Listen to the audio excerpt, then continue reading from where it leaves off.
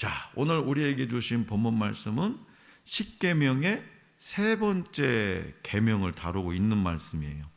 여기서 우리가 잠시 짚고 넘어가야 할 부분이 있는데요, 바로 하나님께서 자신을 어떻게 소개하시는가 하는 거예요. 십계명을 처음 공부할 때 이미 나눈 내용입니다마는, 십계명은 하나님의 백성들에게 주신 말씀이에요. 누구에게? 하나님의 백성들에게. 하나님께서 이스라엘의 하나님이 되어주시고 이스라엘은 하나님의 백성이 되었습니다. 그래서 이 본문을 받는 대상이 다른 이방인이 아닌 그분의 백성이라는 점을 우리가 염두에 두고 본문을 대해야 된다는 거예요.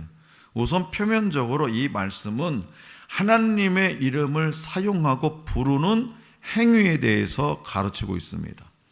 이방인들은 뭐냐? 이제 하나님을 안 믿는 사람들, 이렇게 합시다. 이방인들은 인간의 일반적인 죄악된 속성을 그대로 가지고 있기 때문에 하나님의 이름을 망령되게 부를 수밖에 없습니다. 왜냐하면 그들이 하나님의 이름을 부르더라도 하나님에 대한 지식이나 그분을 섬기는 방법에 대한 말씀을 가지고 있지 못하기 때문이죠. 그런데 하나님의 백성이, 이방인이 아니라 하나님의 백성이, 믿는 사람들이 그분의 이름을 잘못 부르고 사용한다면 어떻게 되겠습니까? 하나님의 백성이 하나님의 이름을 잘못 부르고 사용한다면 어떻게 되겠느냐는 거예요. 이것은 곧 배교의 행위고요, 이에 대해서 하나님께서는 사함이 없다고 말씀하셨어요. 무서운 말씀이십니다. 그 근거가 뭐냐? 바로 오늘 두 번째 본문 레위기 24장 15절 16절이에요. 분명히 한번 읽어봅시다. 다시 한번. 레위기 15장 16절, 요 앞에 있잖아요. 시작. 너는 이스라엘 자손에게 말하여 이르라. 누구든지 그의 하나님을 저주하면 죄를 담당할 것이요, 여호와의 이름을 모독하면 그를 반드시 죽일지니 온 회중이 돌로 그를 칠 것이니라. 거류민이든지 본토인이든지 여호와의 이름을 모독하면 그를 죽일지니라. 자, 그러면 왜 이것이 배교의 행위일까? 배교하면 조금 어렵게 많이 쓰는 단어가 아니라 배신 행위일까? 왜 배신하면 우리가 벌써 이미지가 나쁜 거잖아요. 나쁜 거. 왜 이것이 배신의 행위가 될까? 십계명의 세 번째 계명은 하나님을 섬기는 태도에 대해서 가르쳐주고 있어요. 하나님을 예배하고 섬길 때 섬기는 대상과 방법만큼이나 중요한 것이 그분을 섬기는 태도라는 거예요. 아무리 하나님을 섬긴다고 말하고 그분께서 가르치신 방법대로 잘 예배한다고 할지라도 우리의 마음이, 내 마음이 그분을 경외하는 태도를 가지고 있지 않다면, 하나님을 두렵고 떨리는 마음으로 그런 태도를 가지고 있지 않다면 그것은 하나님을 섬기는 것이 아니라 배교입니다. 이것이 하나님의 이름을 회방하는 것이고, 이는 결코 사함이 없는 가장 큰 죄라는 거예요. 그리고 이러한 배교의 결과는 비참한 죽음이고, 이는 곧 하나님으로부터 단절된 영원한 비참함에 던져지는 것을 의미합니다. 그러니까 다시 말해서 하나님을 경외하지 않고 겉으로 보기에 예배를 잘 드릴지라도 그 사람의 신앙은 참된 신앙이 아니라 가짜라는 거예요. 따라서 그 사람에게는 불신자가 처해지게 되는 최고의 형벌인 사형이 선고되는 겁니다. 자, 오늘 우리가 공부할 하이델베르크 요리문답 제36주일은 이 3계명에 대해서 하나님의 이름을 사용하는 문제와 맹세하는 문제 등 실제적인 사례들을 통해서 구체적으로 설명해 주고 있어요. 그래서 앞서 말씀드렸듯이 오늘 우리가 공부할 3계명은 우리가 예배할 대상이신 하나님을 예배하고 섬기는 태도에 관한 말씀입니다. 이 계명에 대해서 하이델베르그 요리문답을 통해 한번 살펴보겠는데요. 자, 먼저 주보를 참고하시고 자, 99문을 읽어보겠습니다. 제가 문제, 여러분들은 답입니다. 주보 뒷면에 있어요. 주보가 없어요? 네. 자, 제 99문 제 3계명에서 하나님께서 원하시는 것은 무엇입니까? 우리가 저주나 거짓 맹세 또는 불필요한 서약으로 하나님의 이름을 욕되게 하거나 잘못 사용하지 않는 것이며, 더 나아가 침묵하는 방관자가 되어 그러한 두려운 죄에 참여하지 않은 것입니다. 오히려 하나님의 거룩한 이름을 두려워하고 존경하는 마음으로만 사용하여 우리가 하나님을 바르게 고백하고 부르며 우리의 모든 말과 행실에서 그분이 영광을 얻도록 하는 것입니다. 아멘. 자, 하이델베르그 요리문답에서는 이 3계명을 두 부분으로 나누고 있는데요. 첫 번째는 하나님의 이름을 망령되게 부르지 말라라고 하는 금지 명령이고요. 두 번째는 이 계명을 어겼을 때 어떤 결과를 보게 될 것인지에 대한 경고하는 내용입니다. 금지 명령, 그다음에 경고하는 내용. 경고의 경고. 그러니까 99문답에서는 바로 이 금지 명령에 대해서 설명하고 있고, 이어진 100문답은 이 계명을 어긴 결과에 대해 설명하고 있다는 사실을 기억하시고 이 문답을 한번 여러분들이 대해 보시기 바랍니다. 먼저 99문답은 문자 그대로 하나님의 이름을 부르는 문제에 대해 하지 말아야 할 것과 해야 할 것으로 나누어서 설명하고 있어요. 문답에서 하나님의 이름을 부르는 문제에 대해서 자, 어떻게 말하고 있습니까? 하나님의 이름을 부르는 용도에 있어서 저주, 거짓 맹세, 불필요한 서약으로 하나님의 이름을 욕되게 하거나 잘못 사용하는 것을 금하고 있다고 말합니다. 네. 저주는 누군가가 해를 입거나 불행한 일을 당하도록 주술적으로 하나님의 이름을 사용하는 것을 말해요. 이는 하나님의 이름을 문자 그대로 욕되게 하는 겁니다. 거짓 맹세도 그 맹세의 증인으로 하나님을 세워둔 채 약속을 어기는 것이기 때문에 하나님의 이름을 욕되게 하는 거예요. 불필요한 서약도 마찬가지입니다. 굳이 하나님의 이름까지 언급할 필요가 없는 하찮은 일에도 하나님의 이름을 사용함으로써 경외하는 마음과 하나님을 경외하는 마음과 사랑의 마음을 가지고 불러야 하는 그분의 이름을 욕되게 하는 거예요. 그뿐만 아니라 다른 사람이 이러한 죄를 짓는 것을 그냥 지켜보는 것도 동일한 죄라고 설명합니다. 그러니까 자살 방조죄 이런 거 있잖아요. 그런 것처럼 스스로 하지 않는 것뿐만 아니라 다른 사람이 이러한 죄를 짓지 않도록 돕거나 책망해야 한다는 거예요.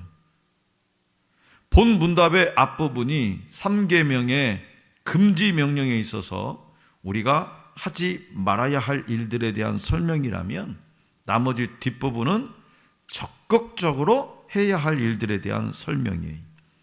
그러니까 하나님의 이름을 잘못 사용하지 않도록 조심하는 것만큼이나 중요한 것이 하나님의 이름을 바르게 사용하는 것. 바르게.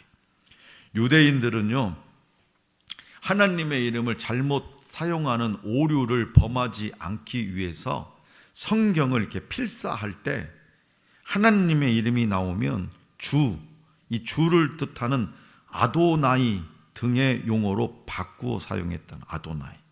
그 결과 훗날 그것이 여호와 또는 야훼로 발음된다는 것이 밝혀질 때까지 하나님의 성호를 발음하는 방법을 막 잊어버리고 말았다는 거죠.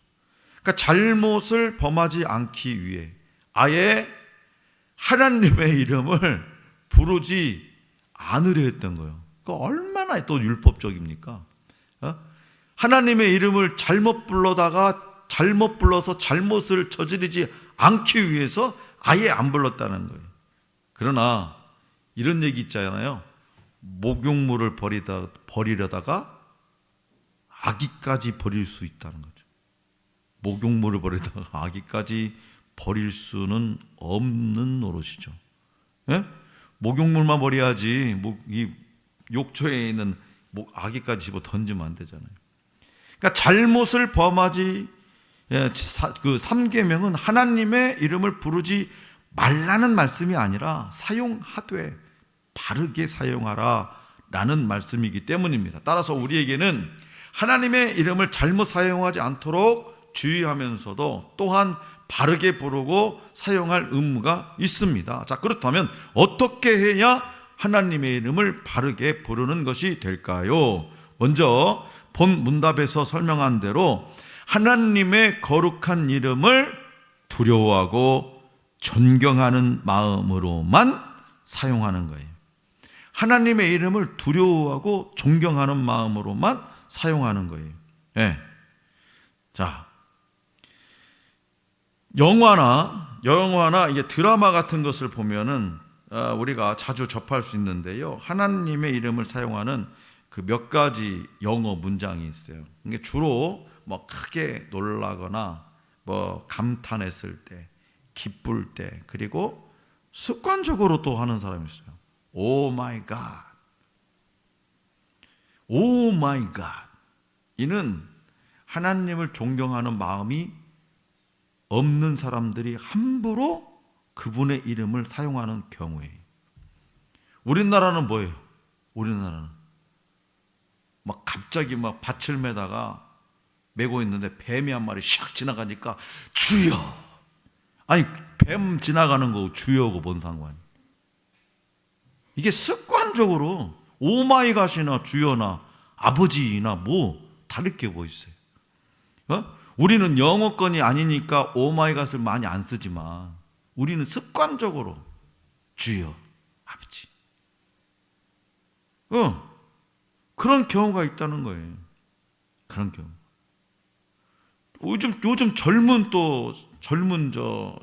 그 청년들이나 학생들도 이 오마이갓을 많이 써요. 또 외래어들을 우리가 또 우리 한국은 많이 썼잖아요. 대한민국 남한은, 북한은 철저하게 안 쓰지만 그러다 보니까 막 오마이갓. 요즘 아이들도, 어린 아이들도, 어른들도.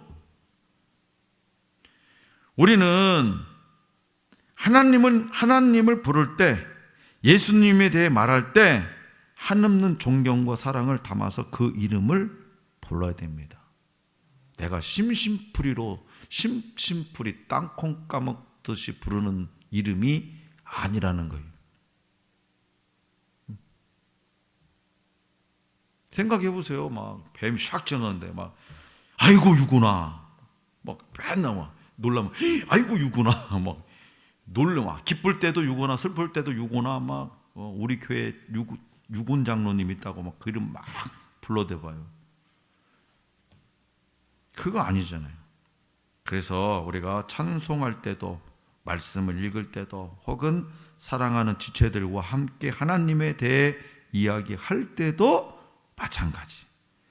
자, 여기까지가 문자 그대로 하나님의 이름을 부르는 문제에 대한 설명이라면, 나머지 부분은 결국 우리가 하나님을 대하는 태도에 대한 설명으로 귀결되는 것을 볼 수가 있어요. 그 내용은 우리의 모든 말과 행실에 있어서 그분이 영광을 얻도록 하는 거예요.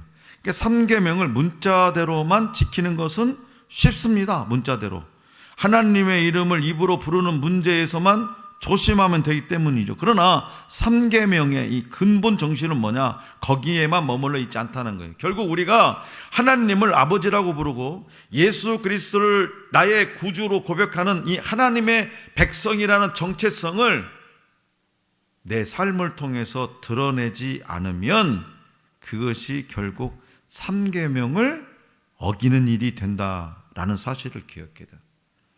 말로는 예수님을 믿는다고 하면서 그 삶이 거룩하지 못하고 방탕하다면, 말로는 스스로 하나님의 백성이라고 하면서도 그분께 영광을 돌리는 삶을 살지 못한다면, 그것이 바로 여호와의 이름을 망령되이 일컫는 사람입니다. 3계명을 어기는 사람. 또 입술로는 하나님을 찬송하면서도 행위로는 죄에 빠져 있다면 그것이 바로 3계명을 어기는 것, 즉 하나님의 이름을 망령되게 욕되게 하는 죄가 된다는 겁니다. 오늘날 많은 교회와 성도들이 바로 이 문제에 빠져 있다는 거죠. 입술로는 하나님을 부르고 찬송하면서도 삶으로는 마치 하나님이 없다고 하는 사람들처럼 악한 인간 본성에 충실하게 더럽고 추한 삶을 살기 때문에 세상이 교회를 비난하고 욕하는 것이고, 이로써 하나님의 영광이 가려지고 그분의 이름이 욕되게 되는 거예요. 여기서 자유로울 수 있는 사람이 얼마나 될까요? 여기서 자유로울 사람이 얼마나 될까요? 예수님 믿고 하나님의 자녀, 그분의 백성이 되었다고 하면서도 교회에서 다른 사람을 헐뜯고 욕하는 경우도 얼마나 많은지 몰라요. 예배당 문을 나서면 그냥 그 순간부터 그냥 뒷담화하고 오늘 설교가 어쨌네 저쨌네. 자신이 교회에 출석한다는 사실을 주변 사람들이 다 알고 있는데도 불신자들과 조금도 다르지 않는 삶을 사는 사람이 있더라는 거예요. 그렇기 때문에 하나님의 이름을 저주나 거짓 맹세, 불필요한 서약에 잘못 사용하여 욕되게 하지 않을 뿐만 아니라 존경과 사랑을 담아서 바르게 부르고 사용하고, 더 나아가서 모든 말과 행실을 통해서 내가 참된 하나님의 백성임을 드러내고 이로써 하나님께 영광을 돌리는 삶을 살아야 됩니다. 영광.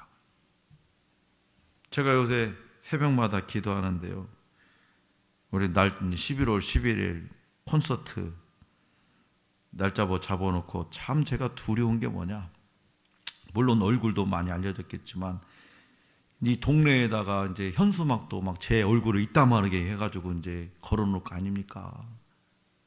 이제 얼굴이 많이 이제 알려질 거 아닙니까? 사람들이 이제 하늘소망교회 목사님 지나가시네.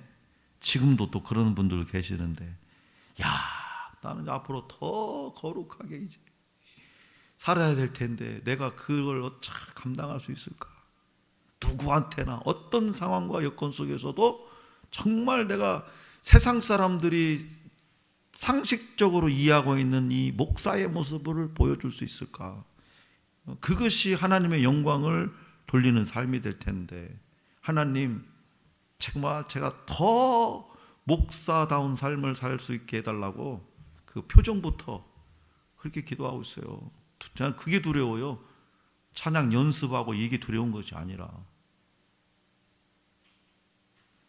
99문답이 3계명에서 금하시는 것과 우리의 의무에 대해서 설명하고 있다면, 이어진 100문답은 이 계명을 어긴 결과가 어떠한지를 설명하고 있어요. 자, 100문답을 읽어보겠습니다. 제가 문제, 여러분 답. 제100문. 맹세나 저주로 하나님의 이름을 욕되게 하는 것은 그들이 할 수 있는 대로 그러한 죄를 막거나 금하지 못한 사람들에게까지 하나님께서 진노하실 정도로 중대한 죄입니까? 진실로 그렇습니다.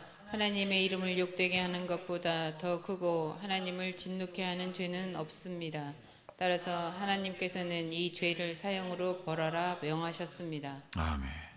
자, 본 문답은 먼저 약속을 지킬 의향이 없으면 상대방의 신뢰를 얻기 위해 거짓으로 맹세하는 행위와 저주를 두고 하나님의 이름을 욕되게 하는 죄라고 규정하고 있어요. 지키지도 못할 약속해놓고 지키지도 못할 약속, 이 거짓 맹세, 이건 하나님의 이름을 욕되게 하는 거라. 맹세할 때 하나님의 이름으로 맹세했다면 그 사람은 반드시 그 맹세를 지켜야 됩니다. 왜냐? 그 맹세의 증인이 되시는 하나님의 신실하심을 두고 한 맹세이기 때문이죠. 따라서 우리는 지키지도 못할 약속에 하나님을 증인으로 세우거나 맹세한 뒤에 그것을 번복해서는 안 된다는 거예요. 그 맹세는 조금 과장하자면 죽는 한이 있어도 반드시 지켜야만 합니다. 그 맹세에 하나님의 이름이 걸렸고 내가 그 맹세를 지키지 않는다면 하나님의 이름에 먹칠을 하게 되기 때문이죠. 결국 하나님을 신실하지 않은 분으로 만드는 일이 되기 때문입니다. 내 행동으로. 왜 나의 신실하지 못함 때문에 하나님의 영광이 훼손돼야 됩니까? 왜 자식이 개판치고 살아가면서 법 없이도 살 부모 얼굴을 먹칠을 합니까? 똑같은 거잖아요. 응? 왜 나의 죄 때문에 하나님께서 불명예를 떠 안으셔야 됩니까? 여기서 우리는 우리의 삶의 목적이 무엇인지 다시 한번 명확하게 되새길 필요가 있다. 우리 삶의 목적이 뭐냐? 인간의 삶의 목적이 뭐예요? 웨스트민스터 소요리 문답 1문답 제1문답에서 뭐라고 해요? 웨스트민스터 소요리 문답 제1문답에서 많이들 알 텐데 하나님을 영화롭게 하고 영원토록 그를 즐거워하는 거예요. 하나님을 영화롭게 하고 영원토록 그를 즐겁게 하는 것. 이것이 뭐예요? 인간의 삶의 목적이에요. 인간의 삶의 목적.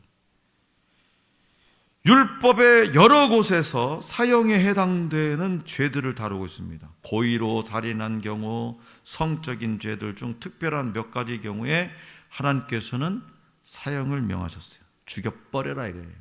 그런데 구약의 역사 속에서 이러한 죄들을 용서하신 경우도 있더라는 거예요. 다윗이 바세바를 범하고 그 남편인 우리아를 전장에 내보내게 했을 때 그가 나단 선지자의 책망을 듣고 회개하자 하나님께서는 그를 용서하셨어요. 율법적으로는요 다윗을 죽여버려야 되는 거예요.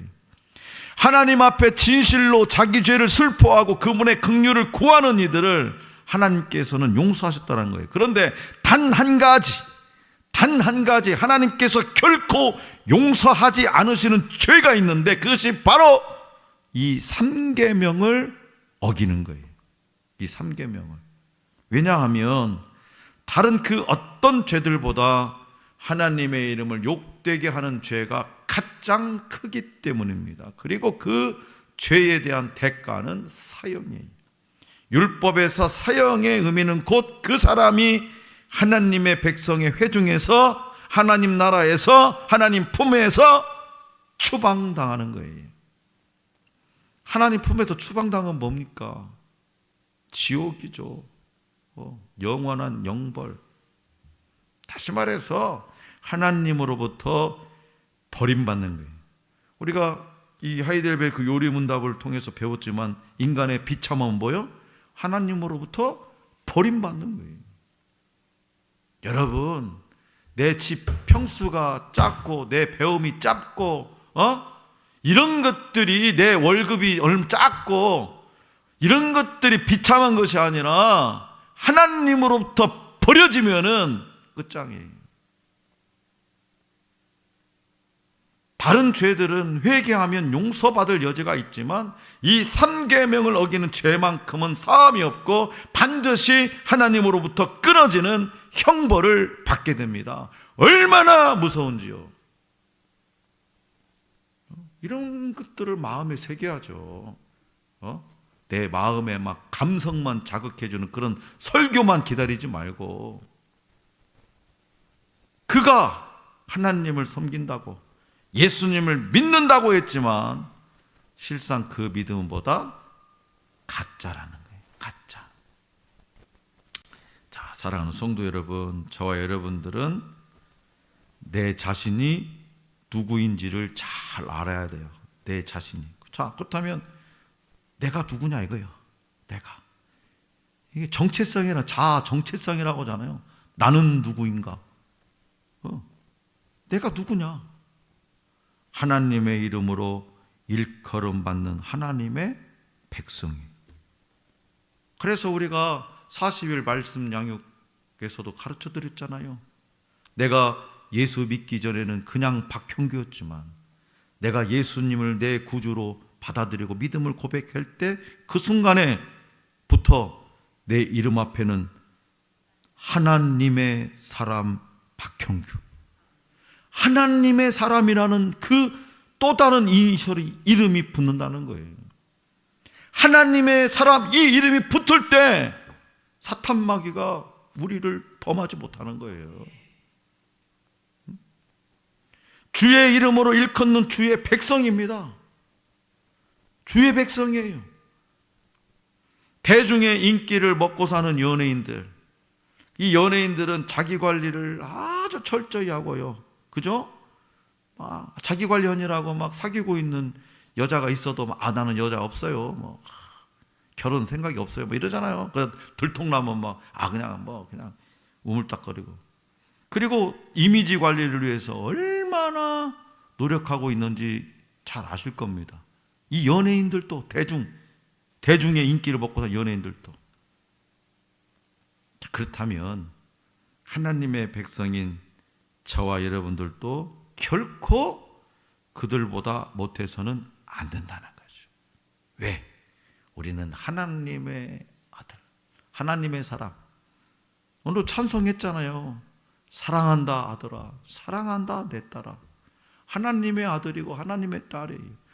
내가 이 세상에서 바른 태도를 가지고 살지 못하면 내 아버지의 이름을 더럽히는 거고, 하나님께 영광을 돌리지 못하고, 또 우리는 이 땅에서 사형에 처할 수 있다.